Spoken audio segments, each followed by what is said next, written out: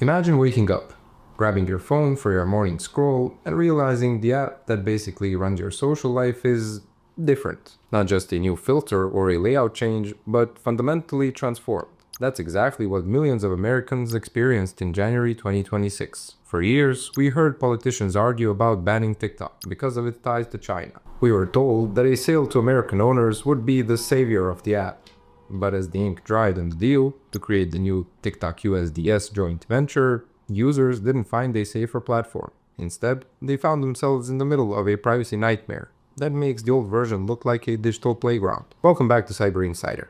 Today, we're peeling back the curtain on the new TikTok. We're going to look at why over 500,000 followers weren't enough to keep creators like Kira Sullivan on the platform, and why the new terms and conditions are being called one of the most aggressive data collection regimes ever seen on a mainstream platform. If you've been noticing your For You page acting strange or your views hitting zero, you aren't alone. This isn't just a technical glitch, it's a massive shift in how your private life is being packaged and sold.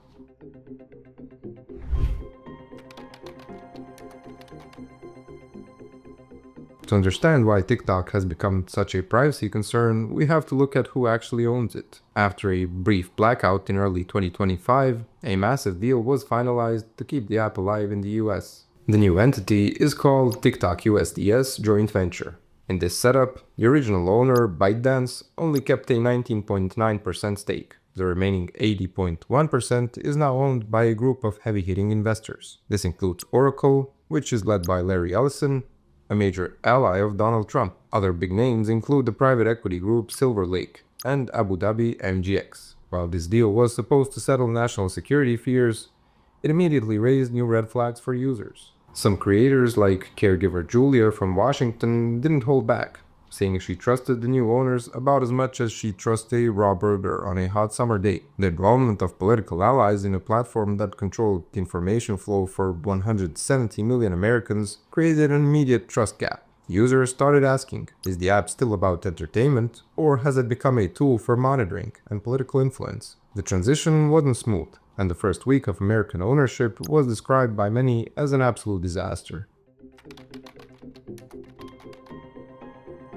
The transition to American ownership was immediately hit by a perfect storm. Literally. A massive winter storm named Fern knocked out power to the Oracle data centers that TikTok now relies on. This led to a cascading systems failure that left creators frustrated and confused. Imagine posting a video you worked on for hours only to see it sit at 0 views, or trying to upload content and getting nothing but error messages. TikTok claimed these were just technical bugs caused by the power outage. But for many users, the timing felt way too suspicious. The outage happened right as huge news stories were breaking, specifically the killing of Alex Preddy by federal agents. When creators tried to post videos condemning the government's actions or protesting ICE tactics, their content seemingly vanished.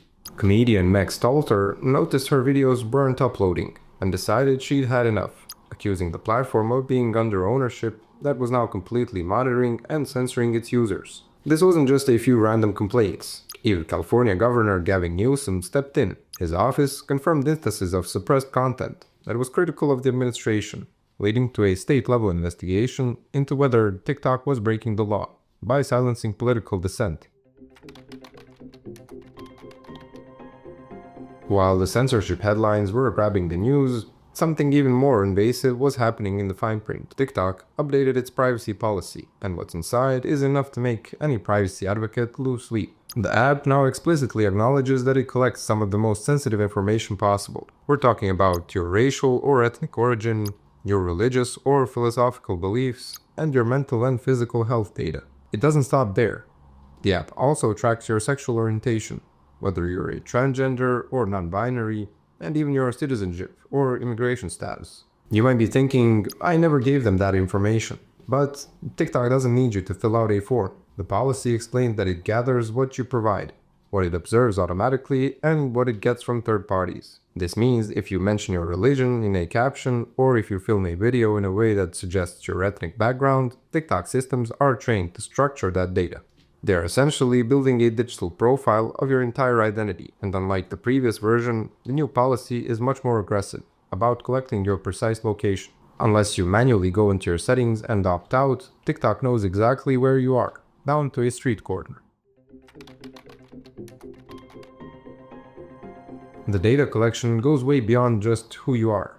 It's about what you do, even when you think you aren't using the app. TikTok now monitors your keystroke patterns, which means it can analyze the rhythm and way you type. It checks your battery state, your audio configurations, and even what's on your clipboard. If you copied a password or a private text message to your clipboard, TikTok could potentially see it. They also track your activity across multiple devices, creating a web of data that follows you from your phone to your tablet and beyond. One of the most unsettling parts of the new policy involves how the app treats your photos and videos. They aren't just content anymore, they are raw materials for computer vision. TikTok states that it identifies objects and scenery in your videos. It detects faces and even specific body parts. If you post a photo near a landmark like the Golden Gate Bridge, you aren't just sharing a memory, you're providing the platform with environmental data, time data, and biometric analysis of your body. This turns every video you've ever made into a data point for their AI to analyze and categorize. Perhaps the most shocking revelation in the new terms is what happens before you even hit post. TikTok has admitted to collecting data at the pre-uploading stage. This means that as you are filming, editing, or just saving a video to your drafts, the app is already scanning it. It analyzes your private messages, your unpublished content, and even your interactions with their AI tools. They claim this is to help recommend audio or generate hashtags, but it effectively means there is no such thing as a private draft on TikTok. Everything you do inside the camera interface is fair game. The ultimate question is, where does all this data go? The policy is very clear. TikTok maintains the right to use all of this collected information and sell it to interested third parties. This ranges from commercial vendors to the federal government. This is why the exodus of users has been so massive. Sensor Tower data showed that the number of people deleting the app jumped by 195% in the week following the new ownership. People are realizing that the deal to save TikTok in America might have actually turned it into the ultimate surveillance tool. The story of TikTok's American takeover is a cautionary tale about the price of staying connected. For creators like Kira Sullivan, who built her entire career on the app, leaving was a heartbreaking but necessary decision. She realized that you can't rely on a single platform, especially when the algorithm can change overnight and the privacy rules are rewritten without your input. Many users are now moving to alternatives like Upscrolled, which has seen a massive surge in popularity by promising less censorship and better privacy protections. As we wrap up today's look at this privacy nightmare, the lesson is clear. If the service is free, you are the product. But with the new TikTok, you aren't just the product. Your identity, your location, and even your unpublished thoughts are the raw materials for a massive data machine. It's more important than ever to check your settings, limit what you share, and stay informed about who's really behind the apps you use every day. Thanks for watching CyberInsider, and stay safe out there.